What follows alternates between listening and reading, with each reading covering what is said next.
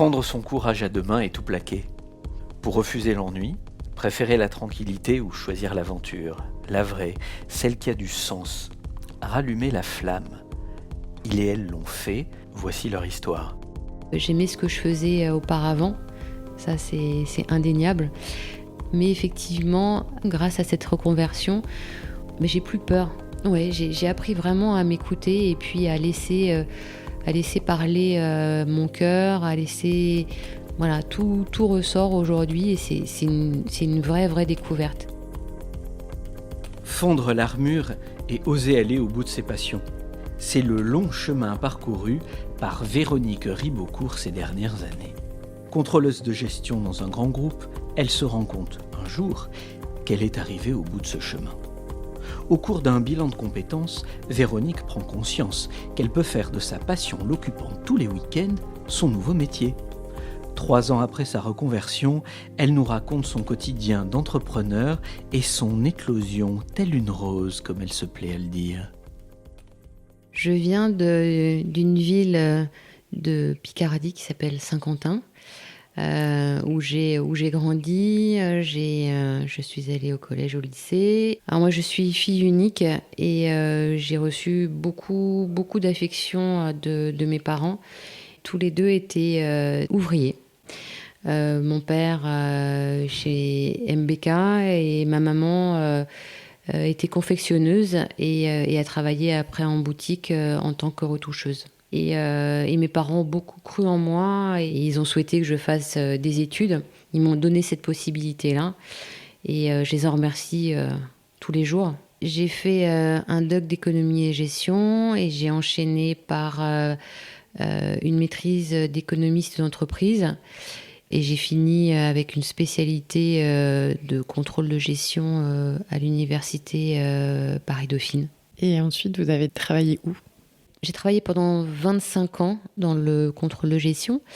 J'ai démarré dans ce domaine parce que je suis quelqu'un de passionné, je suis instinctive. C'est un domaine extrêmement enrichissant. On doit comprendre les rouages complets d'une société. Comprendre là où ça fonctionne et là où il y a des dysfonctionnements. J'ai démarré en tant que contrôleur de gestion et j'ai terminé en tant que responsable du contrôle de gestion.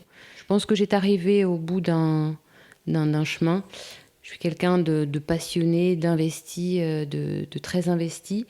Et je pense que voilà, c'était la fin d'une histoire. Il fallait enchaîner sur une autre. J'ai été accompagnée dans le cadre d'un coaching. Vous pourriez un peu nous raconter ce moment, cette étape déterminante Alors en fait, quand j'ai commencé mon coaching, j'avais la connaissance des process d'une entreprise, d'une organisation, des process financiers. Et j'étais légitime pour accompagner des chefs d'entreprise, de petites ou moyennes entreprises ou plus importantes. Mais j'étais jamais pleinement satisfaite de cette idée. Et à chaque fois, je revenais toujours à ma passion, donc la passion des bijoux. Chercher, chiner, trouver l'objet, trouver le bijou atypique qui me ressemblait. C'était un petit peu ma soupape. Je connaissais quelques antiquaires et je passais très souvent chez eux pour découvrir leurs nouveaux objets. Un soir, dans le métro, je me suis dit, mais pourquoi j'en ferais pas mon métier ? C'est comme ça que ça démarrait et très rapidement, en fait...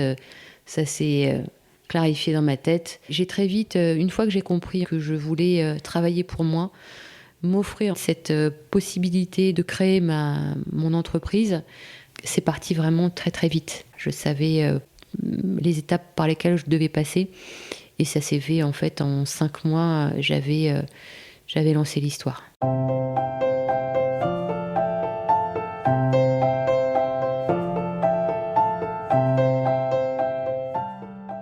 Quand j'ai décidé de faire la formation, je crois que c'était un mercredi, j'ai appelé l'Institut national de gémologie, l'ING à Paris.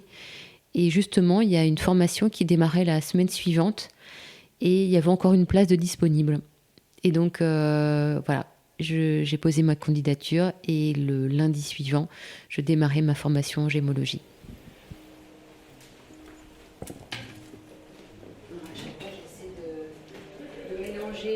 Les styles, les périodes, les matières précieuses et moins précieuses. Donc précieuses, ça va être des bijoux en or, en platine, en argent. Et puis je vais en avoir dans des matériaux moins nobles, comme le laiton. Voilà. Après les pierres, je vais avoir des pierres précieuses. Donc, je vais partir du diamant, je vais avoir toutes les précieuses, diamants, saphir, rubis, émeraude. Et je vais avoir des pierres moins précieuses, les pierres fines. Il y a pas mal de matériaux aussi, suivant les époques, qui étaient en vogue. Comme là, j'ai un bracelet, celui-ci. Alors, j'aime beaucoup un bracelet bleu. Il est en pâte de verre bleu électrique. Et le montage articulé est en chrome. Donc ça, c'était typique. Ça pouvait être typique aussi de l'époque Art déco, donc les années 40. La gémologie, l'étude des pierres, c'est un monde fabuleux. Je ne m'attendais pas à ça, en fait. Ça a été une véritable découverte. Comme tout le monde, je regardais une pierre, elle étincelle. Mais en fait, vous prenez votre loupe et vous regardez ce qui se passe à l'intérieur d'une pierre. Toute la vie, en fait, d'une pierre, toutes ces inclusions, pour moi, c'est une véritable poésie. Comment ça s'est passé un peu cette période de transition, les réactions des gens autour de vous? Les gens étaient quand même très très étonnés d'un tel changement de situation. La plupart des gens qui étaient avec moi en formation étaient dans une certaine continuité. Il y avait des commissaires-priseurs, des vendeurs dans le luxe qui voulaient vendre de la bijouterie. Quand ils ont entendu mon parcours, ils étaient vraiment très très étonnés d'un tel changement. Là, c'est un changement très très radical. La plupart de mes amis étaient très emballés, étaient enchantés pour moi. Il y a peut-être mes parents qui étaient un peu plus anxieux.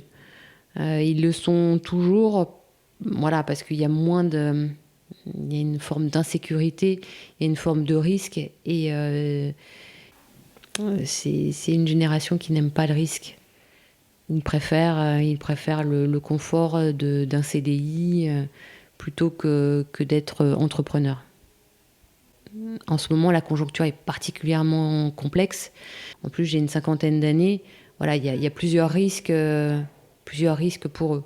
Trop de risques. C'est un véritable obstacle pour moi, en tout cas personnellement, parce que je suis très attachée à mes parents. Et le regard de mes parents, ça, c'est pour moi très très important. Comment vous avez géré ces appréhensions de vos parents? Je leur ai beaucoup expliqué. Et puis à un moment, je me suis rendu compte que c'était difficile de les changer. C'est très difficile, on est paramétré d'une certaine façon, et ils le sont. Et j'ai beau leur expliquer, bon, je pense qu'au fur et à mesure, ils se rassurent. Mais voilà, maintenant, il faut que je passe à autre chose, il faut que j'avance. Et j'y crois, et voilà, j'ai envie de connaître la suite de mon histoire, et je suis partie maintenant dedans. Je peux plus m'arrêter.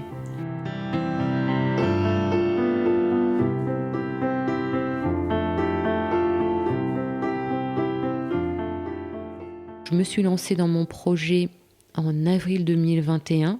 Alors le projet, c'était de chiner et de présenter des bijoux atypiques. Et je voulais un lieu aussi très inspirant, et j'ai trouvé un lieu qui me ressemblait. Donc aujourd'hui, je suis à Versailles, au Carré des Antiquaires. Comment vous avez découvert ce magnifique lieu, au Carré des Antiquaires? Alors c'est en discutant avec mon cousin. Il me dit va voir ce lieu à Versailles, ce Carré des Antiquaires. Ça serait bien pour toi. Et effectivement, j'ai découvert le lieu.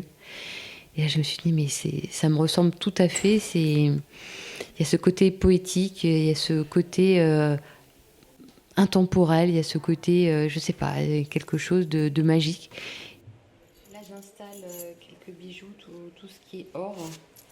Tout ça, ça appartient à un autre siècle. Ça, je sais pas si vous savez ce que c'est. Ça date du 18e siècle. En fait, c'était un objet pour les tout petits enfants, en or. Pour faire les dents? Oui. D'accord. Et moi, je l'ai transformé en pendentif. Je vais avoir un négligé aussi. C'est typique Art Nouveau. Donc le négligé a une partie rapprochée et deux pampilles ou deux pendants. Qu'est-ce que je vais avoir d'autre? Et je vois aussi des belles boucles d'oreilles et bagues. Alors là, on est sur quelque chose de 20e, fin du 20e, des boucles d'oreilles tout en diamant. Et là, je vais avoir une pièce Mauboussin, donc avec les boucles d'oreilles. Donc on a un pendentif. Donc c'est de la topaze. Ouais, la pierre bleue là. Topaze et avec une cordierite ou une iolite bleu mauve. Donc avec un montage sur or gris 18 carats. Et on a les boucles d'oreilles qui vont avec. Ça date des années 90. Donc c'est vraiment, je parcours les siècles. On part du 18e, on va jusqu'au 20e. Je ne savais pas du tout comment trouver une galerie. Et en fait, j'ai appelé une agence immobilière et je suis tombée sur une dame qu'aujourd'hui j'appelle ma fée, une agent immobilière, mais qui s'occupait des hôtels particuliers. Et en fait, elle m'a trouvé le lieu. Elle me l'a trouvé. Elle m'a trouvé la galerie. Et c'était pas le fruit du hasard. C'était vraiment la suite de mon histoire. Dans quel état a été l'espace quand vous l'avez découvert la première fois, avec la verrière, la très grande hauteur sous plafond Oui, c'est un lieu magique en fait. Ce sont les anciennes geôles du roi. Alors moi, mon lieu, effectivement, c'est une verrière. Donc ça, c'est... La galerie fait à peu près 15 mètres carrés. Donc c'est petit, mais largement suffisant pour des bijoux. Quand je l'ai découverte, c'était la remise du restaurant qui est juste en face de moi. Donc les murs étaient en parpaing. Donc c'était pas très, très engageant. Et j'ai fait appel à une de mes amies architectes d'intérieur qui s'appelle Nina. Je lui ai fait découvrir le lieu et je lui ai expliqué ce que je souhaitais. Et les travaux de la galerie ont démarré en juillet. Et elle a réalisé vraiment quelque chose qui me correspond, mais tout à fait. Donc on l'a fait ensemble. On a choisi la décoration, on a choisi les peintures, on a choisi les meubles, le mobilier. Et elle a vraiment réussi à concevoir exactement ce que je voulais. Et j'ai ouvert la galerie précisément le 24 septembre 2021. Ah, c'est Elodie. C'est votre amie? Oui. Bonjour Véronique. Bonjour Elodie. Bonjour. Je m'appelle Elodie Schmidt, je suis créatrice de robes de mariée et tenues de mariage sur mesure à Versailles. J'ai découvert la boutique de Véronique et son univers dans un premier temps sur les réseaux sociaux, sur une page Instagram, puis sur un article de journal. Et j'ai été tout de suite attirée par son univers, la façon dont elle présentait ses bijoux. Et donc je suis tout simplement venue la voir à sa boutique et puis nous avons fait... connaissance et voilà, j'ai tout de suite accroché sur son style, les bijoux qu'elle présente, sa sélection, son goût, la manière dont elle présente les bijoux, son univers. C'est son âme en fait, c'est l'âme de Véronique au travers de ce magasin, c'est sa façon d'être, de penser, de faire ses propres choix qui sont certainement moins conditionnés par ce travail-là que le travail qu'elle faisait auparavant, qui ne lui laissait pas une liberté d'expression comme elle peut en avoir une aujourd'hui. Ça m'a pris du temps à trouver le nom de la galerie, plusieurs semaines. Je cherchais en fait un nom qui raconte quelque chose en rapport avec l'histoire, et vraiment impossible de trouver. J'ai des amis qui me proposaient aussi des noms. Et puis un matin, je me suis levée et j'ai pensé à quelqu'un qui m'était très cher, et en l'occurrence qui était ma nourrice, et qui s'appelait Madeleine. Et la Madeleine, on pense à la Madeleine de Proust. Il y a l'histoire, il y a le goût de la Madeleine. En fait, il se passe plein de choses autour de ce prénom. Et voilà. Et je me suis dit, voilà, ça va être lui, ça va Ça va être ce prénom que je vais utiliser pour ma galerie. D'ailleurs, c'est un des prénoms aussi de ma fille. Elle vient à la boutique essayer les bijoux ? Alors oui, elle vient souvent à la boutique. Je pense surtout pour partager du temps avec moi.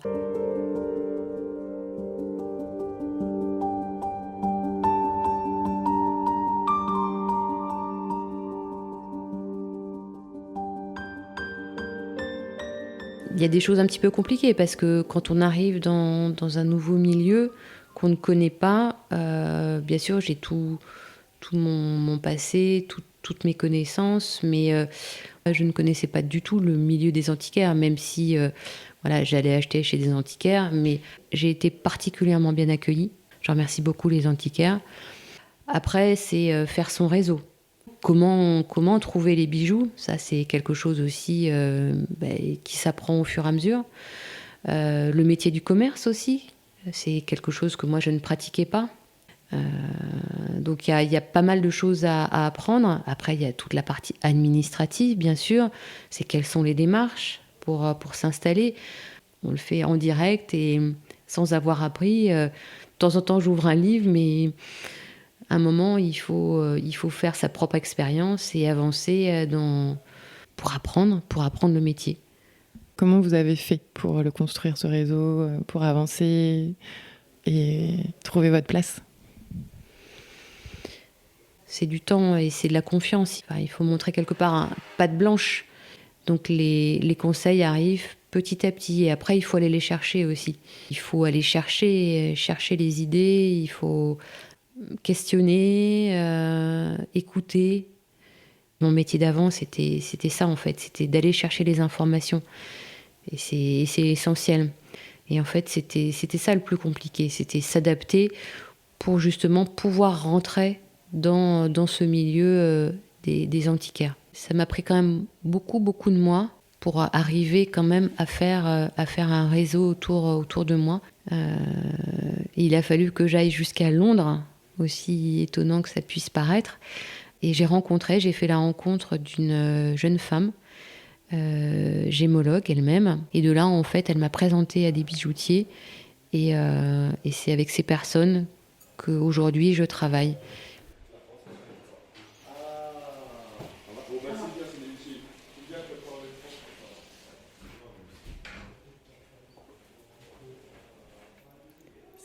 C'est convivial dans cet espace. Oui, c'est très convivial. Globalement, on s'entend bien. Il y a une bonne ambiance. Alors après, il y a des caractères, mais globalement, on s'entend très bien. Comment vous avez réussi à monter votre affaire, entre guillemets ? Alors, pour monter ce type d'activité, il faut quand même bien poser financièrement la situation. Soit effectivement, on se fait accompagner de l'extérieur, soit on a les fonds nécessaires pour démarrer l'activité. Moi, j'ai bénéficié d'une sortie au niveau de mon travail. Avec cet argent, en fait, j'ai pu lancer mon activité. Donc, j'avais les moyens pour pouvoir me lancer. Aujourd'hui, je suis inscrite à Pôle emploi qui m'accompagne et je touche des indemnités. Moi, j'ai choisi en fait de garder mes indemnités pendant 24 mois. Parallèlement, j'aurais pu bénéficier d'un prêt auprès d'une banque. Mais aujourd'hui, c'est un sujet vraiment très difficile. Les banques accordent de moins en moins de prêts. Donc, c'est vraiment le sujet, c'est comment financer son business. On peut avoir plein d'idées, mais il faut avoir les moyens financiers derrière pour assurer. Est-ce que c'est difficile de passer du statut de salarié à entrepreneur en étant indépendant ? C'est extrêmement différent. Ouais, je vous apprends rien, c'est très différent.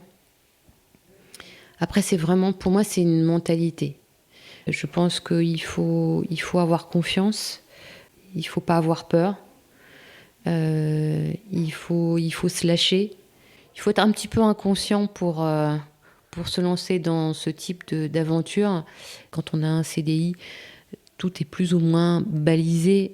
Quand on est entrepreneur, Il n'y a plus de balises, on est sur un chemin et parfois on se dit ça va pas assez vite, comment je vais faire pour m'en sortir. Aujourd'hui, je peux pas vous dire que je gagne suffisamment pour m'autosuffire. Aujourd'hui, je suis aidée par mes indemnités, mais d'ici peu, j'aurai plus d'indemnités et il va vraiment falloir que j'apprenne à marcher seule. Ça met pas mal de pression, mais c'est une pression positive pour pas perdre de temps. Et généralement, on dit que pour monter un business, c'est 3 ans. Et je confirme, effectivement, moi, j'en suis à presque 2 ans. Mais là, je suis vraiment au milieu du gué. Il faut vraiment rien lâcher et jamais se reposer sur ses lauriers, toujours se remettre en question. Et c'est ça, en fait, l'entrepreneuriat, c'est de la liberté, mais c'est beaucoup de remise en question. Parfois, il y a des doutes. Moi, j'ai la chance d'être aidée aujourd'hui par mon conjoint. Lui-même est entrepreneur, il est maître d'œuvre, il travaille en libéral. C'est quelqu'un qui a aussi beaucoup d'idées, il croit beaucoup en moi. Et aujourd'hui, il m'aide aussi dans mon projet. J'imagine des bijoux, lui, il les réalise en CAO, il dessine. Voilà, c'est des stimulants qui font que ça prend une autre tournure. J'ai tellement été cartésienne, j'ai jamais laissé aller ma créativité.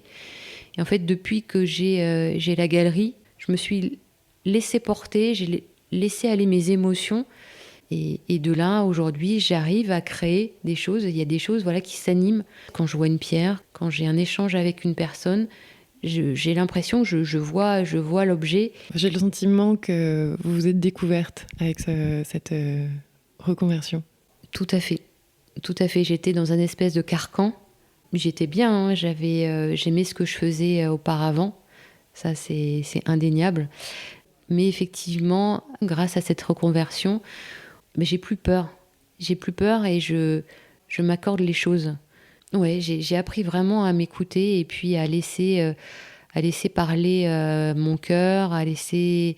Voilà, tout ressort aujourd'hui et c'est une vraie découverte. J'ai du mal à l'exprimer parce que c'est instinctif en fait, c'est très instinctif. Et je savais déjà que j'étais très instinctive dans mon métier précédent, mais je ne savais pas jusqu'où je pouvais aller. Et je ne sais toujours pas jusqu'où je peux aller.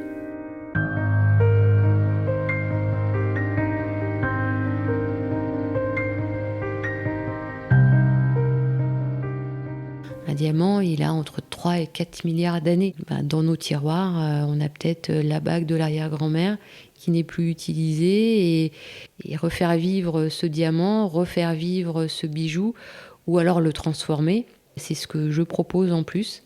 Donc ça, c'est la nouvelle corde à mon arc, c'est de proposer des créations de bijoux à partir de bijoux qu'on a ou partir de rien, mais partir d'un projet.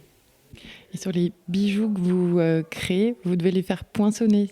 Alors, parfois, j'ai des bijoux qui arrivent jusqu'à moi, donc des bijoux que je vais chiner ou des bijoux que je peux racheter, qui arrivent sans poinçon. Et donc, il y a une obligation de poinçon sur un bijou, sur un métal précieux, donc or, platine, argent. Quand on crée des bijoux, il faut systématiquement, pareil, les faire poinçonner.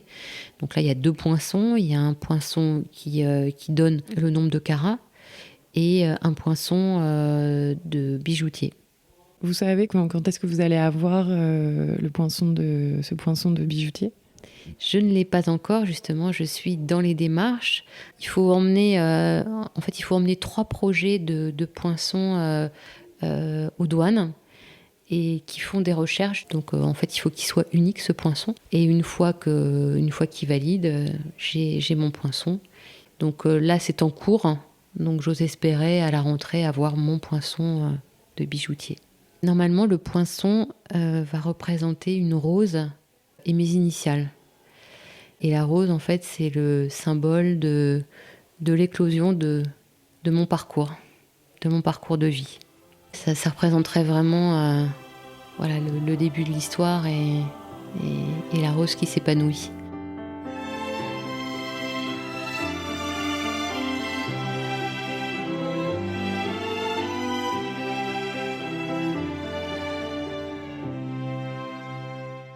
C'est quoi votre rythme aujourd'hui ? Alors, effectivement, c'est un autre rythme. Mais en gros, je vais dire que je travaille 7 jours sur 7. Mais pas de la même façon. La galerie est ouverte du jeudi au dimanche. Je devrais m'accorder à minima le lundi pour me poser. Alors de temps en temps, je le fais. Mais à partir du mardi, du mercredi, soit je chine, soit je fais toute ma partie administrative. Aujourd'hui aussi, je travaille avec mes artisans, je crée, je viens changer les vitrines, c'est faire la promotion aussi de la galerie, donc travailler les réseaux sociaux. J'espère à terme avoir un site. À côté de ça, il y a toute la partie facture, enregistrement des factures, suivi de mon stock. Il y a la partie création des bijoux, il y a la partie transformation des bijoux. Enfin, mes semaines sont vraiment, vraiment très, très courtes et j'ai vraiment très, très peu de temps pour moi. Il y a toujours 10 000 choses à faire. J'espère à un moment quand même reprendre un rythme un peu moins soutenu. Mais bon, je pense que quand on part dans l'entrepreneuriat, on n'a plus vraiment de limites. Mais il faut savoir quand même en poser parfois. Est-ce que vous avez des déconvenus dans votre parcours ? Il y a beaucoup de démarches administratives et c'est très complexe.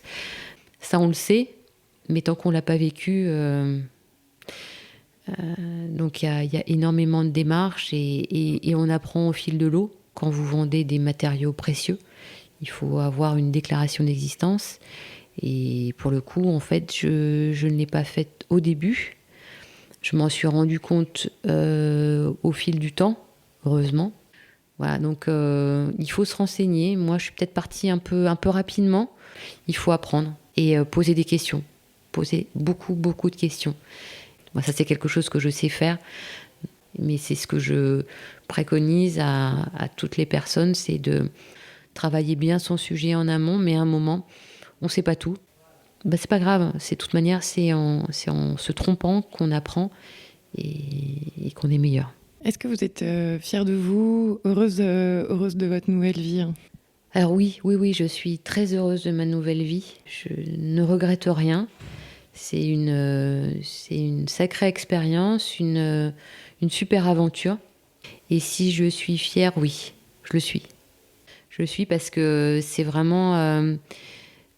tout s'est fait quand même très rapidement. J'en suis à quelque chose quand même qui commence à bien tourner. Je commence à être reconnue par ma clientèle. Je commence à être connue. J'ai osé le faire. Beaucoup aimeraient le faire, mais c'est difficile de passer le pas et d'être capable, voilà, de tout plaquer. Parce que c'est quand même le sujet, de tout plaquer et de recommencer quasiment à zéro. Voilà, il fallait oser et je l'ai fait. Quelle que soit l'issue, bonne j'espère, je n'aurai jamais aucun regret. Au contraire, je suis tellement heureuse d'avoir de faire cette aventure, de mener cette aventure. C'est unique dans une vie et j'encourage tous ceux qui peuvent le faire à enclencher ce type d'aventure. Merci.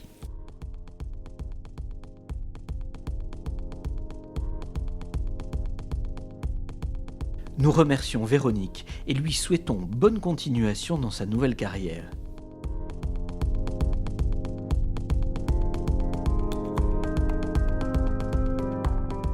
À bientôt pour un nouvel épisode de J'ai tout plaqué, un des podcasts d'Orange pour les pros.